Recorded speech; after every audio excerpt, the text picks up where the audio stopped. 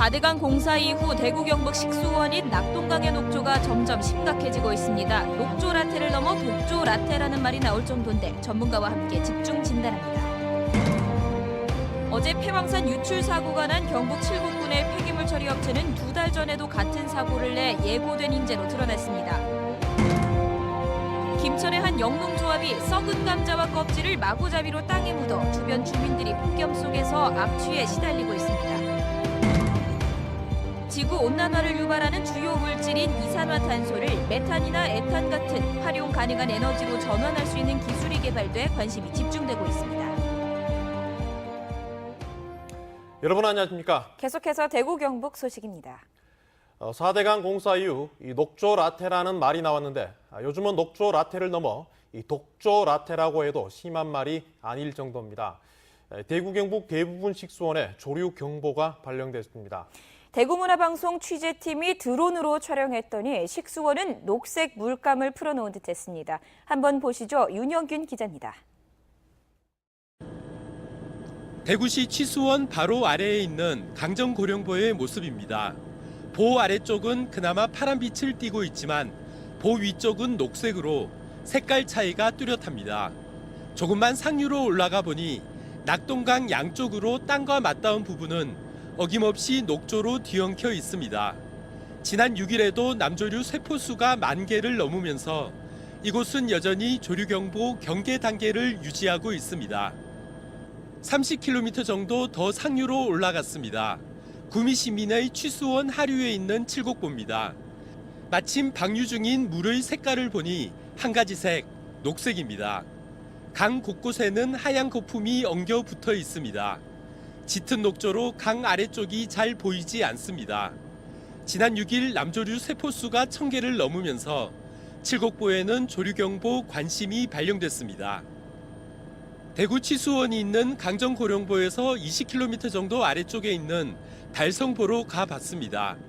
보 위쪽은 짙고 아래쪽은 옅다는 정도로 구별되긴 하지만 강 전체가 녹색입니다. 끊임없이 쏟아져 내리는 녹색 강물은 낙동강 하류로 흘러내려갑니다. 이곳은 영천과 경주, 포항 시민들의 식수원인 영천댐입니다. 이곳의 상황은 어떤지 드론을 띄워 알아보겠습니다. 곳곳에 녹조가 모여있긴 하지만 낙동강보다는 상황이 좋은 편입니다. 하지만 남조류 세포수가 여전히 6,000개 수준으로 조류경보 관심 단계가 이어지고 있습니다. 우문댐 역시 조류가 급증하면서 지난 2011년 이후 7년 만에 조류경보 관심 단계가 발령됐습니다. 낙동강은 물론 그동안 상대적으로 녹조에 안전하다고 생각되던 댐까지 녹조가 창궐하면서 식수원이 위협받고 있습니다. MBC 뉴스 윤영균입니다. 네, 이렇게 하늘에서 드론으로 보니까 정말 흐르는 강이 맞나 싶을 정도로 녹조가 매우 심각한데요. 왜 이렇게 심각한 건지 또 해결할 방법은 없는지 알아보도록 하겠습니다. 대구환경운동연합의 정수근 생태보존국장 나와 있습니다. 안녕하십니까? 네, 안녕하세요. 예. 네, 정말 화면으로 보니까 이게 진한 녹차 라떼 같은 모습입니다. 근데 녹조가 이 4대강 사업 이후 심각해졌고 올해는 더 심해졌다고 하는데요. 이런 현상을 폭염 때문으로 볼 수 있을까요? 예, 그 영향이 없지는 않습니다. 네. 그런데 이제 녹조가 생기는 요인을 크게 보면 그 수온이 높아야 되고, 그다음에 이제 인과 질소라는 영양염류, 즉 쉽게 말해서 오염원이 있어야 되고요. 또 하나는 이제 강물의 체류 시간이 굉장히 중요합니다. 근데 지금 낙동강을 보면 딱 이런 구조가 되어 있다는 겁니다. 그 4대강 사업 이후에 보로 강이 막혀 있습니다.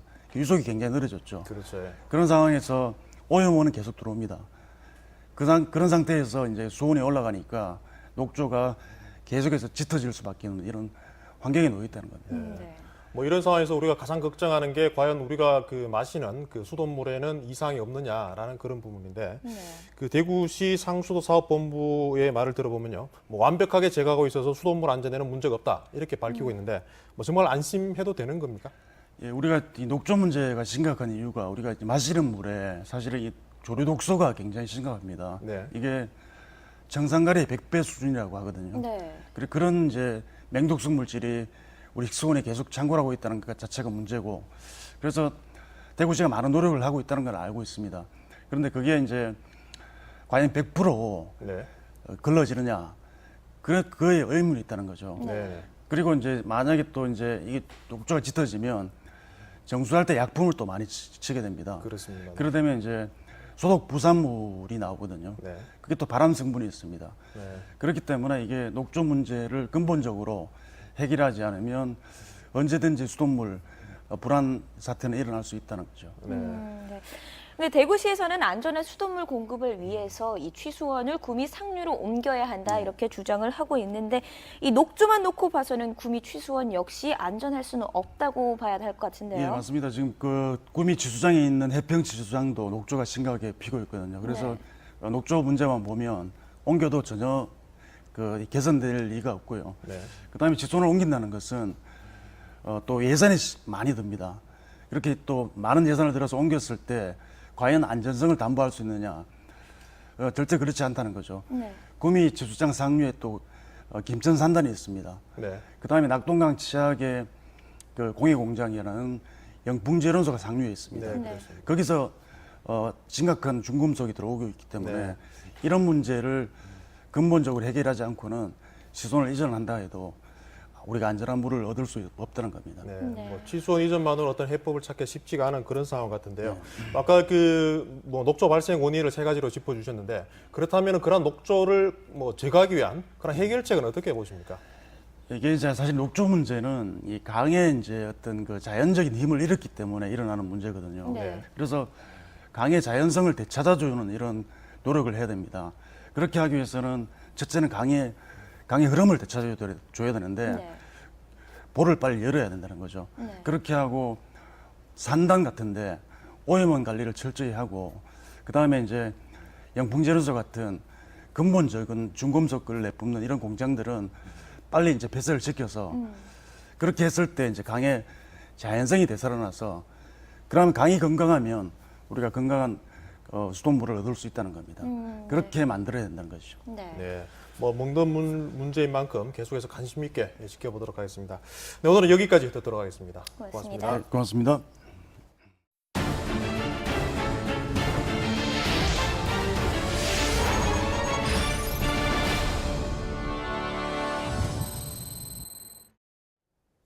네, 요즘 같은 폭염에도 이 썩는 냄새 때문에 집에서 창문조차 열지 못한다면 어떻겠습니까?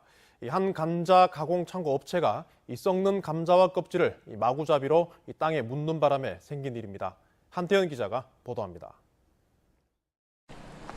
김천의 한 농작물 영농조합 공터에 썩은 감자들이 쌓여 있습니다. 양파 껍질도 보이는데 보이는 것보다 훨씬 많은 양이 매립돼 있습니다. 이 포도밭 뒤의 공장은 감자를 가공하고 저장하는 시설입니다. 이 업체는 감자 폐기물을 위탁 처리해야 하지만 이곳에 무단으로 폐기물을 매립했습니다. 위탁을 계속 했었는데 물량이 많이 줄었어요. 감자값이 한번 폭등했었잖아요. 그래서 물량이 줄었어요. 대폭이. 그 나갈 물량이 없는데 나오는 게 없잖아요. 그래서 잠시 좀 그래서 소량이 조금 있었는데 그걸 제가 이제 거름쓰려고 좀 줄였죠. 인근 주민들은 악취가 심하게 난다며 고통을 호소하고 있습니다. 썩은 거는 감자 처리해야 되는데 거기서 묻으니까 오래 날이 뜨거우니까 뭐 냄새가 들었죠. 그래서 못 일어나요 솔직히. 취재가 시작되자 영농조합은 적법한 절차로 폐기물을 처리하겠다고 해명했습니다. 그쪽에 맡긴 시설을 갖추든지 아니면은 정상적인 폐기물 처리 업체에 지난번에 하듯이. 김천시는 얼마나 파묻었는지 확인하고 행정처분을 내릴 방침입니다. MBC 뉴스 한태현입니다.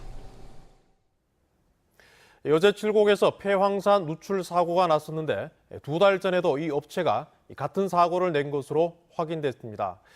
그동안 업체는 뭘 했고 또 감독 기관은 왜 그냥 뒀는지 모르겠습니다. 윤태호 기자가 취재했습니다. 폐황산 보관 탱크에 폐황산을 넣고 30분이 지나자 연기가 올라옵니다.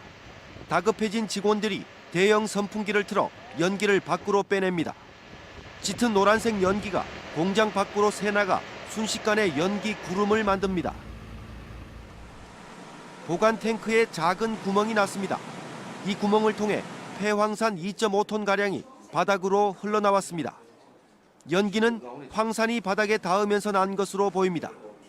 이 업체는 2달 전에도 같은 사고를 냈습니다. 그때는 물이 끓듯이 폐황산이 탱크 위로 넘쳐 흘렀습니다.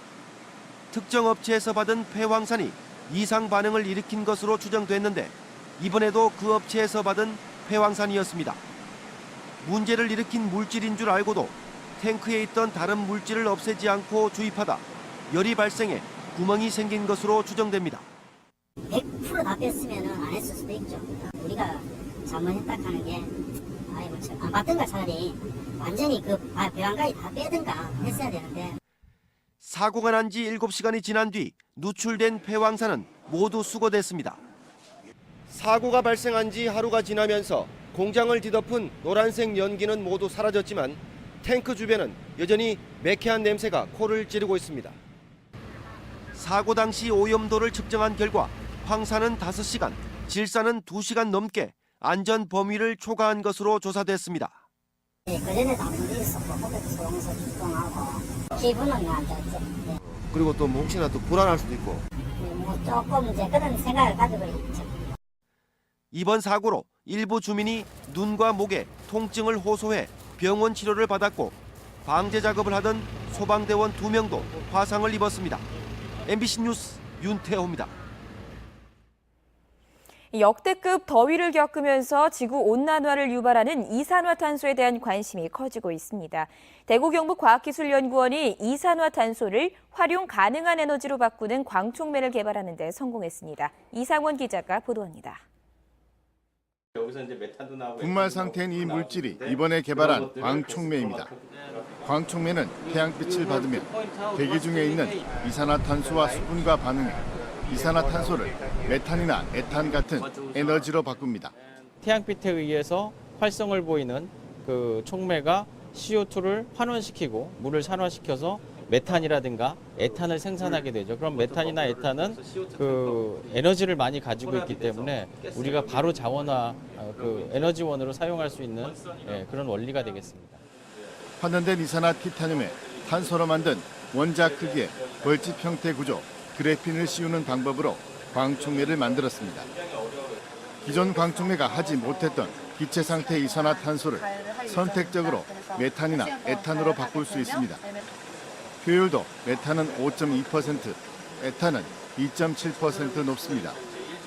연구를 같이 진행하면서 메커니즘적으로 좀 더 해결할 수 있는 방안이 있고 그 메커니즘을 사용해서 다른 물질들을 좀 더 연구를 할 수 있다고 그런 가능성을 저는 본 것 같아서 보람을 느꼈습니다.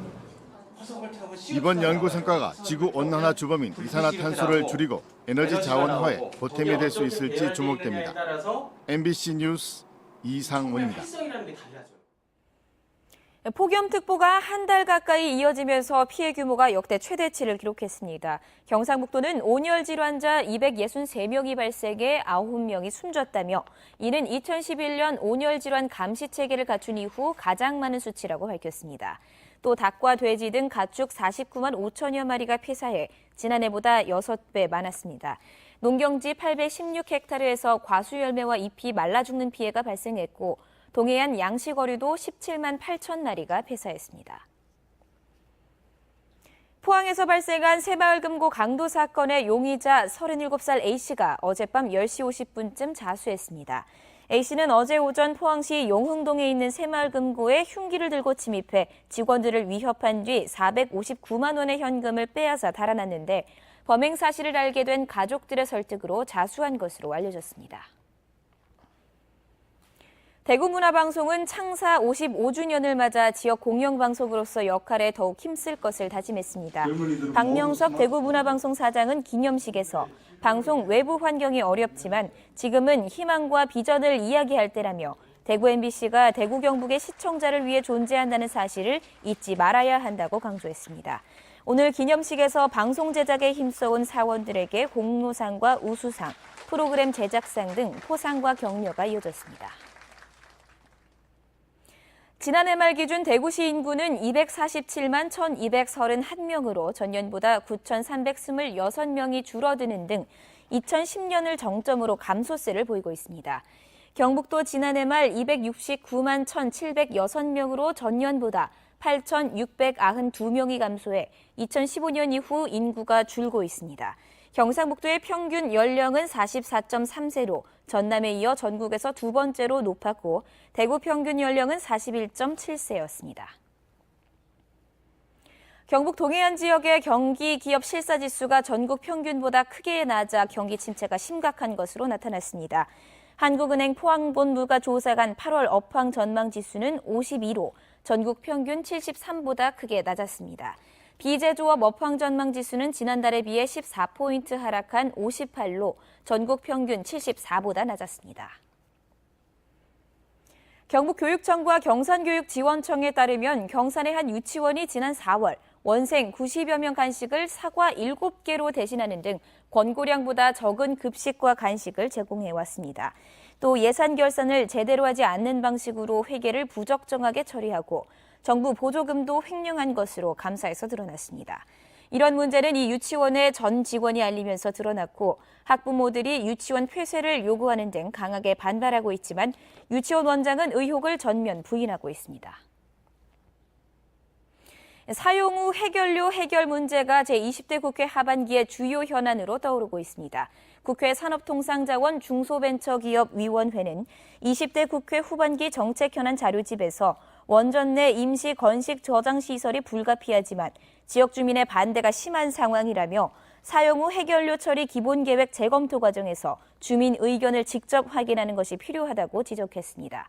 또 현 정부의 에너지 전환 정책에 따라 앞으로 사용 후 해결료 발생량은 25%가량 감소할 것으로 예상돼 사용 후 해결료 관리 비용과 시설 확보 일정 등 정책 전반에 걸쳐 다양한 이슈가 제기될 것으로 전망했습니다. 인도네시아에서 오는 18일 개막하는 자카르타 아시안게임에 경북 출신 선수 71명이 31개 종목에 출전하는 것으로 집계됐습니다. 금메달 기대주로는 경북도청 소속 수영의 김서영 선수, 상주시청 소속 사이클의 나아름, 또 경북 최고를 졸업한 펜싱의 황선아와 복싱의 신종훈 선수 등이 꼽히고 있습니다.